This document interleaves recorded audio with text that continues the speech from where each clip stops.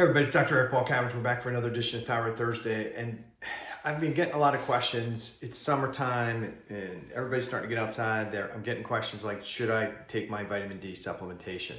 The answer is, don't do it. I'm not your doctor, right? So you have to talk to whoever your prescribing doctor is. But here's some of my thoughts and theories on vitamin D supplementation, and that's why this post is titled "Don't do it," right? Don't do it. Because I don't think the vast majority of people need to be taking super physiologic doses of vitamin D. I don't really think most people need to be taking vitamin D supplementation. I think there's a less expensive way and probably a better way to get your vitamin D needs taken care of than taking copious amounts of vitamin D supplementation, which I think could potentially be problematic. Okay, so where should we get most of our vitamin D? So we are designed so that 80 to 90% of our vitamin D should be generated from the sun, converting a form of cholesterol in the skin via the UVB lights into vitamin D. And then that vitamin D then can go to the liver, and it can be converted into what we call 25-OHD, which is the circulating storage form. And then it can be converted into 125 vitamin D, which is the activated form, okay? Vitamin D can also go into fat cells and get stored. And there's a whole long reason for this to occur, which I'll do on a podcast coming up in the coming months. But for now, for today's video, if we're designed that 80 to 90% of the vitamin D should come from the sun, then why are we taking lots and lots of supplements? And why would I say that 80 to 90% should be coming from sun exposure? Well, one, the scientific literature says that. Two, the other thing is there is very little vitamin D in food.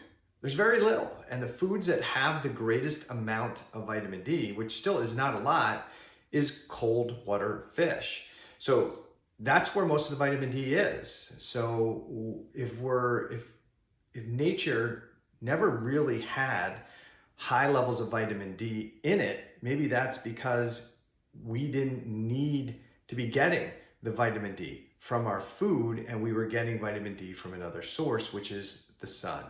So I know before you jump to say, hey, my food has a lot of vitamin D in it, very little non-fortified food contains actual vitamin D. It's primarily the cold water fish that have significant levels, any significant level of vitamin D in it, okay? So if there's very little in the food, then it probably makes sense that we shouldn't be supplementing our diets with lots of vitamin D. Supplementation with high vitamin D fortified foods, we should be getting outside, getting sun exposure to then generate our vitamin D for the body. So you can get vitamin D two ways, sun or food supply. And I think we should be doing very little. And so once that we either make the vitamin D from our skin, or we take it from food, from supplementation, or we get it from our food, it's got two places it can go. It can go to the liver, and at the liver it can be converted into the circulating storage form called 25-OHD, or it can go directly into adipose tissue and be stored there. Some people thought it just got stored there, but other literature shows that the vitamin D needs to go there for a lot of people for a significant amount of reasons. One of those is to calm the immune inflammatory process. The second is to make more room for excess calorie storage. So we'll talk about that on a future episode of the Thyroid Answers podcast. But then once 25 vitamin D is in circulation, then it can be activated or converted to 125 vitamin D. And it was thought for a long period of time, this is just done in the renal, at the kidneys, so that when calcium levels drop, there's a hormone called parathyroid hormone that goes to the kidneys and signals the kidneys to convert 25 vitamin D to 125 vitamin D, and that was the primary source. But we now know that there's a lot of other cells and tissues that can generate 125, so that we have elevated levels, potentially 125 vitamin D, coming from other places other than the kidneys. So all these other cells, tissues, immune cells can generate 125 vitamin D. Why is that important? Because 125 vitamin D is what actually does the work. When it binds to something called the VDR receptor, that's what triggers all these benefits that we consider vitamin D being so beneficial for. And I'm not standing here saying you shouldn't have sufficient levels of vitamin D. I think you should have sufficient levels of vitamin D. I just don't think we should be taking it like a drug at 1,000, 2,000, 10,000 IUs per day on a consistent basis. If we're doing that, to me, that means we don't understand where is the vitamin D going, okay? And one of the things that's really important is that when you have elevated levels of 125 vitamin D, it actually inhibits the liver's conversion of vitamin D to 25 vitamin D. So if you're the person who's has a chronically low 25 OHD, you should be thinking one of two things.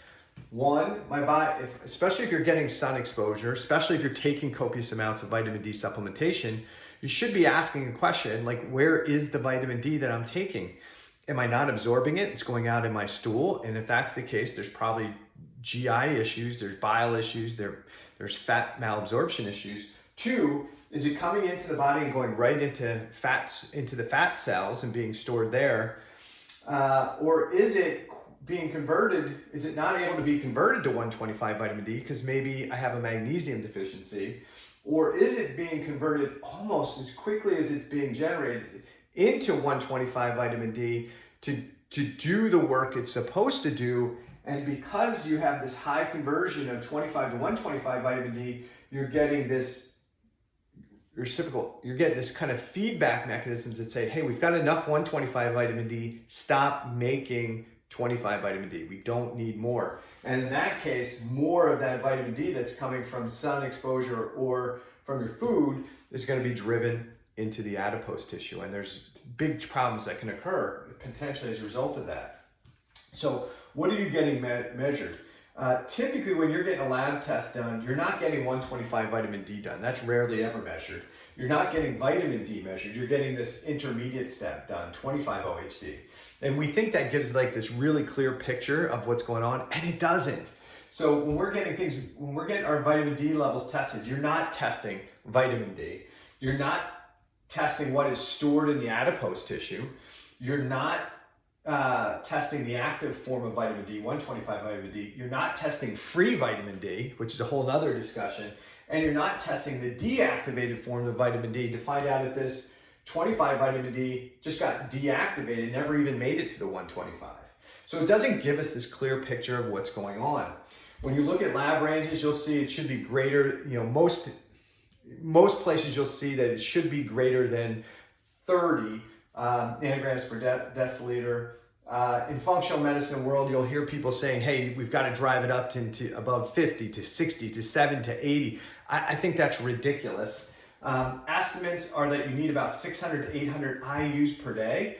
And yet we have people taking 2,000, 4,000, 10,000 IUs of vitamin D per day because they're trying to figure out how to get their 25 vitamin D levels up. If you're taking more than 1,000 IUs per day, then there's something going on with your chemistry that either you're not absorbing it or it's getting pushed right into the adipose tissue. And if it's getting pushed right into the adipose tissue and you're gaining weight, that vitamin D might be actually contributing to your weight gain. There are not a lot of studies, long-term studies. There's lots of studies out there that say, oh, that vitamin D is great, vitamin D is great. But when you look at some of these meta-analysis of all of these studies, there is not a great body of literature that consistently shows that vitamin D is helpful for many situations at all, and that there are some potential downsides and risks. So possible problems: immune dysregulation, decreased absorption of vitamin A, increased absorption of heavy metals, which in functional medicine, everybody's worried about, oh, you're overloaded with heavy metals. Well, how do we get them? Maybe the copious amounts of vitamin D supplementation people are taking. Instead of taking your vitamin D supplements, how about just get outside for 10 to 15 minutes per day? Make sure maybe you get your arms, your face uncovered.